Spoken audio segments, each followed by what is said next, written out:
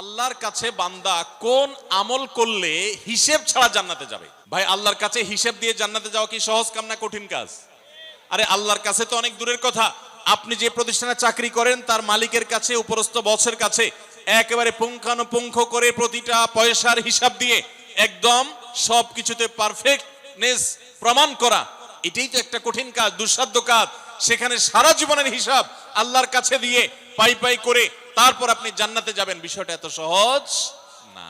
তাহলে হিসেব ছাড়া আল্লাহ তাআলা এমনিতে বলবেন হিসাব টিসাব নাই, তোমাকে এমনি জান্নাতে দিলাম, এটা চান আপনারা?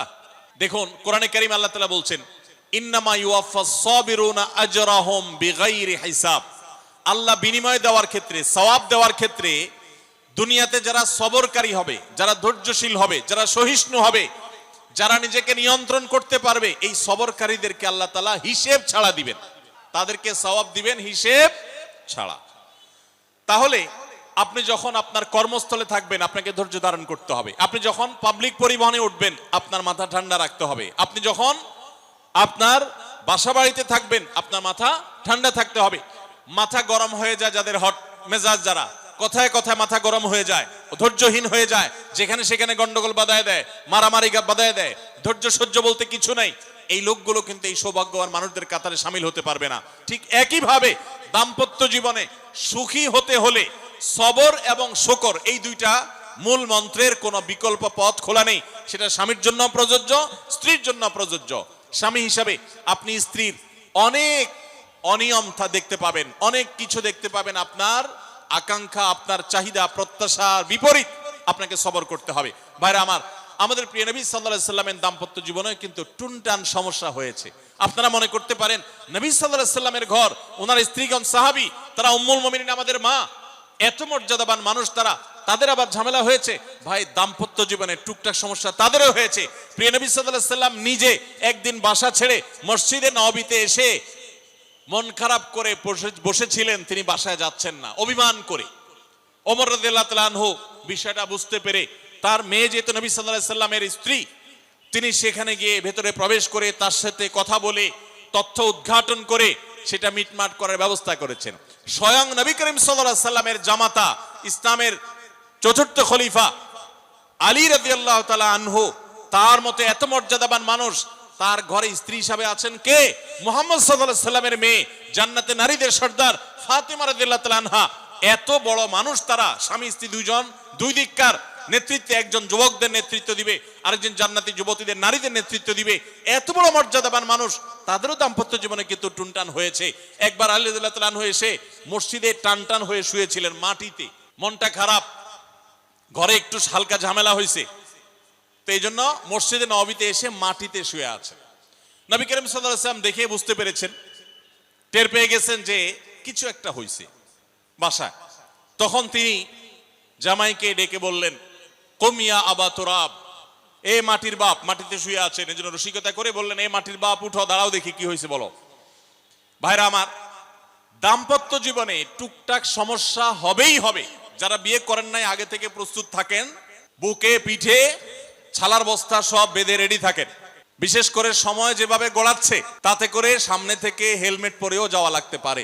শুধু যাওয়া না, বাসায় ঢোকার সময় বাইক থেকে নামার পর হেলমেটটা আগে খুলবেন না, আগে যা বুঝবেন পরিস্থিতি কি, তারপর হেলমেট খুলবেন। দাম্পত্য জীবনে টুকটাক সমস্যা হবেই, এটা প্রত্যাশিত, মনে রাখবেন। এই জিনিসটা যদি আপনি আগে থেকে মাথায় রাখেন তাহলে আপনার কষ্ট অনেকখানি দূর হয়ে যাবে। আমরা অনেকে আকাশ থেকে নেমে পড়ি, কি বলে, এত বড় সাহস, এই কথা বলতে পারে কেন? ভাই আশ্চর্য হচ্ছেন কেন? এর চেয়ে বেশি কথা বলতে পারে, মাথা বাড়ি মারছে, আরে ভাই ছুরি মারে নাই যে শুকর আদায় করে, বুঝেন নাই কথা?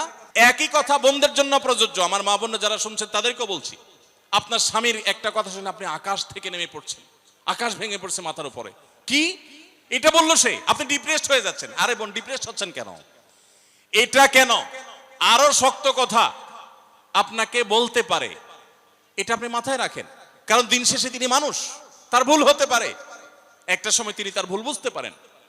দাম্পত্য জীবনে যদি স্বামী স্ত্রী উভয়ে যদি ধৈর্যশীল না হয়, সবরকারী না হয়, হুটহাট রিয়াকশন করে ফেলে, কখনো দাম্পত্য জীবনে সুখী হওয়া সম্ভব নয়।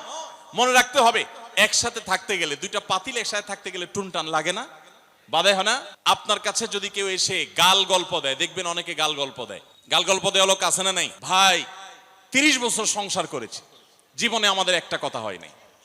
ডাহা মিথ্যুক, এ লোক ডাহা। আপনার 50 বছরের সংসারে কোনো বিষয় হয় না। হ্যাঁ, ঝগড়া করেন না সেটা ভিন্ন বিষয়, কিন্তু ভিন্ন মত হবে না, দ্বিমত তৈরি হবে না, নিজেদের মধ্যে ভুল বোঝাবুঝি তৈরি হবে না, একবারও হবে না জীবনে, অসম্ভব। মুহাম্মদ সাল্লাল্লাহু আলাইহি সাল্লামের ঘরে যদি হয়ে থাকে, আলী রাদিয়াল্লাহু তাআলা ফ্যামিলিতে যদি হয়ে থাকে, সাহাবীদের ঘরে ঘরে যদি হয়ে থাকে, আপনি কে? মনে রাখবেন, এই সমস্ত ডাহা মিথ্যা কথা শুনে আপনি চিন্তা করেন, হায় হায় রে, তাহলে আমার বউটা এত ডাইনি। আর মহিলা চিন্তা করে, আমি স্বামীটা এত অমানুষ, কত বড় ডাকাত। দেখো তার স্বামী স্ত্রী জীবনে কোনো কথা হয় না, আর আমার স্বামী ডেইলি একবার মা বাপ তুলে না গালিগালাজ করলে তার বাটার পেটে ব্যথা হজম হয় না। এই সমস্যাগুলো আছে না নাই? ভাইরা আমার,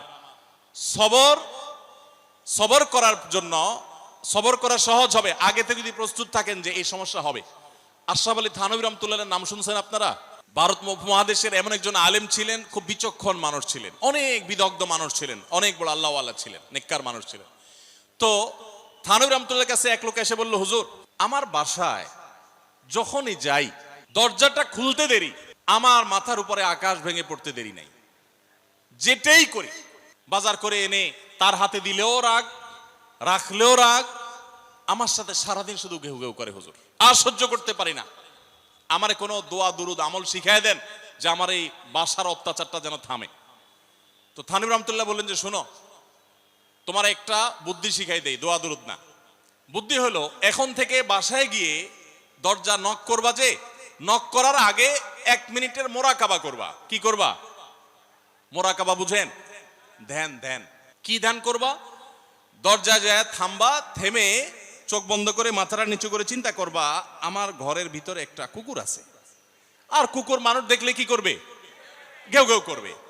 অতএব এটাতে আমার রাগ হওয়ার তো কিছু নাই, কুকুর কেন ঘেউ ঘেউ করছে এটা জিজ্ঞেস করার তো আরেক বোকামি।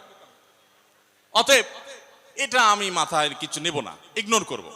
কুকুর থাকলে কুকুর তো ঘেউ ঘেউ করবেই, এটা চিন্তা করে এরপরে বিসমিল্লাহ পড়ে নক করবা।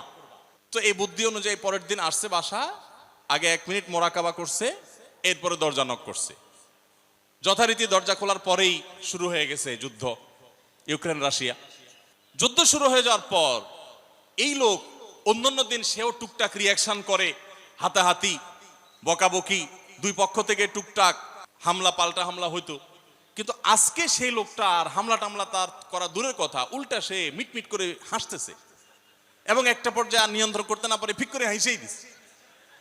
এবার বউ চিন্তা করতেছে কাহিনী কি, কারণ যারা ঝগড়া করে তাদের সাথে পাল্টা ঝগড়া না করলেও কিন্তু মেজাজ গরম হয়।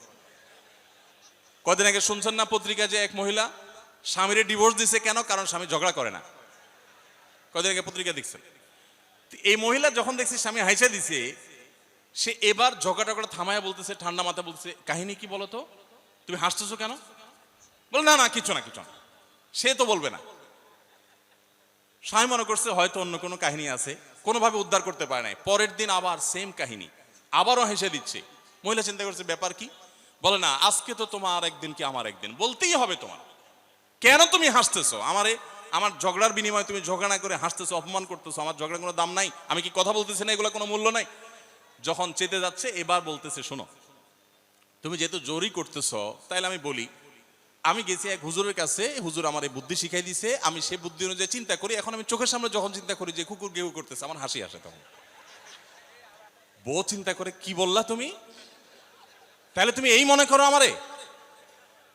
এবার থেকে বেচারে ঝগড়া করার আগেই তার থেমে যায়, চিন্তা করে, হায় হায়, আমি ঝগড়া করলে তো সে মনে মনে আমার ওইটা চিন্তা করবে। বুঝতে পারছেন? দাম্পত্য জীবনে একটু বুদ্ধিশুদ্ধি করে না চললে, শুধুমাত্র সোজা হয়ে দোয়া দুরুদ পড়বেন আর সব সোজা হয়ে যাবে, শুয়ের মতো, এত সোজা না। একটু বুদ্ধিশুদ্ধি খাটায় চলতে হয় এবং সবর করতে হয়। এই যে ভদ্রলোক যদি সবর না করতেন, তাহলে মারামারি কাটাকাটি করে কখনো সমাধান হয় না। স্বামী স্ত্রী উভয়কেই আমরা এই যে ঘটনা বলেছি, এই ঘটনার মাধ্যমে কাউকে ছোট করা উদ্দেশ্য না, জাস্ট বোঝানো উদ্দেশ্য। এটা বিপরীত দিক থেকেও হতে পারে যে আমরা সবর করতে হবে দাম্পত্য জীবনে। তাহলে আগে থেকে, যদি এই ঘটনা বলার উদ্দেশ্য হলো যে এই ভদ্রলোক আগে থেকে যখন অপেক্ষা করছেন যে হ্যাঁ অনাকাঙ্ক্ষিত কিছু হতেই পারে, তখন এটার জন্য প্রস্তুত থাকার কারণে আর তার ঝামেলা বাড়ে নাই, বরং কমছে। এখন আপনি যদি আগে থেকে প্রস্তুত থাকেন, দাম্পত্য জীবন টুকটাক সমস্যা হবেই, দুই ঘরে দুইজন মানুষ একসাথ হয়েছি, বহু কিছুতে গরমিল হবে। অতএব আমরা সবর করব, ধৈর্য ধারণ করব, ভালো দিনগুলো দেখব। প্রিয় নবী সাল্লাল্লাহু আলাইহি সাল্লাম বলেছেন, তুমি তোমার স্ত্রীর কোনো কিছু দেখে যদি রাগান্বিত হও, তুমি তোমার স্বামী, আপনার স্বামীটা হয়তো অমানুষ, সে আপনাকে গালিগালাজ করে কিন্তু চরিত্রহীন না। অনেকের স্বামীটা খুব ভদ্র কিন্তু চরিত্রহীন, ব্যবহার ভালো করে চরিত্রহীন, তাদের কষ্ট আপনার চাইতে কম না। অনেকের স্বামী খুব ভদ্র কিন্তু বেকার, দুই পয়সা কামাই করতে পারে না, সারাদিন ঘরে বসে বসে খায় আর শ্বশুরবাড়ি থেকে যৌতুক এনে আয়না খায়, নিশ্চয় আপনি তার চাইতে ভালো আছেন। মানুষ এভাবে যখন ভালো দিকগুলো চিন্তা করবে তখন তার ভিতরে শকর আসবে। তাহলে দাম্পত্য জীবনে সুখ শান্তির জন্য তৃতীয় করণীয় হলো সবর এবং শকরের চর্চা করা। আল্লাহ আমাদের সবাইকে তৌফিক দান করুন।